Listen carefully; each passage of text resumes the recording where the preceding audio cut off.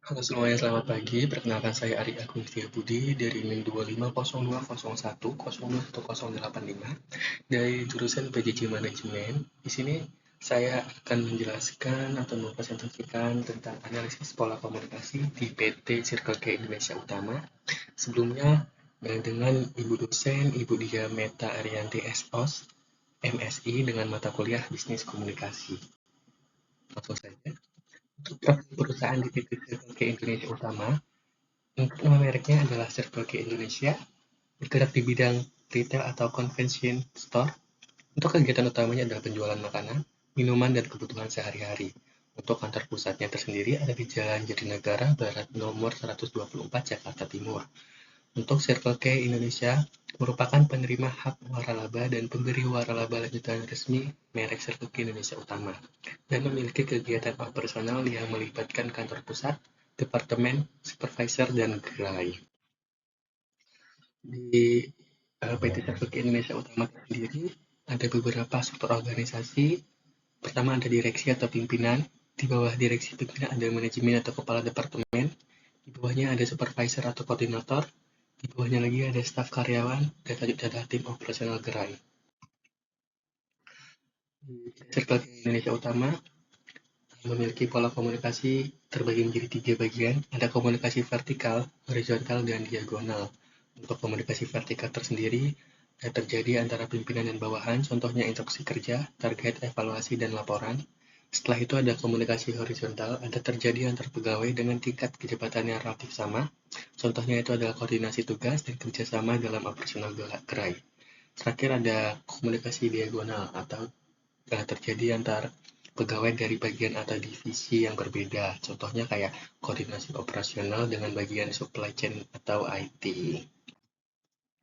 Untuk media komunikasi, ada beberapa bagian, yaitu yang pertama pastinya ada komunikasi tatap muka. Setelah itu ada telepon atau pesan instan. Setelah itu ada grup komunikasi internal, email, rapat dan briefing, sistem atau aplikasi internal, serta laporan pekerjaan. Tujuannya itu untuk memastikan informasi dan instruksi dapat diterima dengan cepat dan tepat. Untuk media komunikasi itu tersendiri, untuk di bagian gerai atau operasional gerai, itu biasanya komunikasinya itu langsung kepada supervisornya atau SPV-nya seperti itu. Untuk analisisnya, berdasarkan observasi saya, komunikasi memiliki peran penting dalam penunjang kegiatan operasional di PT Circle K Indonesia Utama. Untuk hal yang mendukung antara lain adanya pembagian tugas yang jelas, koordinasi antara atasan dan bawahan, kerjasama antar pegawai, penggunaan komunikasi langsung dan digital, serta koordinasi antar bagian untuk menyelesaikan pekerjaan. Untuk hal yang perlu diperhatikan juga ada, antara lain adalah informasi harus disampaikan secara jelas, koordinasi antar pegawai perlu dijaga, kendala operasional perlu segera dilaporkan, dan terakhir adalah informasi penting harus diterima oleh pihak terkait.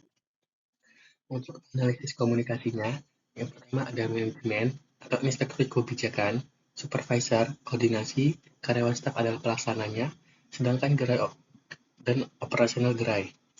Laporan, evaluasi, masukan, dan kendala. Untuk kesimpulan komunikasi adalah komunikasi dua arah diperlukan agar instruksi dari manajemen dapat diterapkan dengan baik dan kondisi di lapangan dapat disampaikan kembali ke pihak manajemen.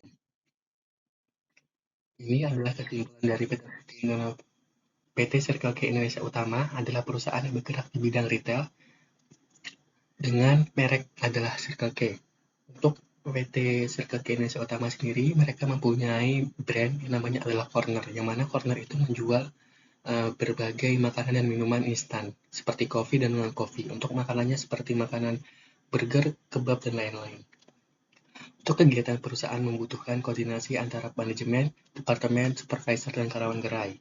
Untuk pola komunikasinya, ada 3 yang tadi saya jelaskan, ada vertikal, horizontal, dan diagonal. Untuk komunikasi yang efektif membantu memperlancar pekerjaan dan meningkatkan koordinasi. Untuk komunikasi yang jelas dan terbuka dapat mengurangi kesalahpahaman dalam pekerjaan. Untuk sarannya adalah meningkatkan komunikasi dua arah antara pimpinan dan karyawan. Nah, untuk komunikasinya kalau bisa di komunikasi tatap muka atau komunikasi secara langsung dengan agenda meeting atau briefing seperti itu. Memastikan informasi penting disampaikan kepada pihak yang berkepentingan. meningkatkan koordinasi antara kantor pusat dan gerai, mengoptimalkan penggunaan media komunikasi digital, melakukan evaluasi komunikasi secara berskala, dan mendorong karyawan untuk menyampaikan kendala dan masukan secara terbuka. Mungkin inilah ada beberapa dokumentasi, yaitu ini bekerja di Sirkuit Pinus Indah 2 yang berada di Yogyakarta. Dan ini ada dokumentasi observasi dari salah satu brand yang bekerjasama dengan PT Circle K Indonesia Utama adalah ada IQOS, ada Inuma, dan lain sebagainya. Bukan hanya brand-brand ini saja, tetapi ada beberapa brand-brand lainnya gitu. Mungkin itu saja yang saya sampaikan. Terima kasih. Apabila ada kurang lebihnya, saya mohon maaf yang sebesar-besarnya. Dari saya Ari Agung Setiabudi. Pamit undur diri. Assalamualaikum warahmatullahi wabarakatuh.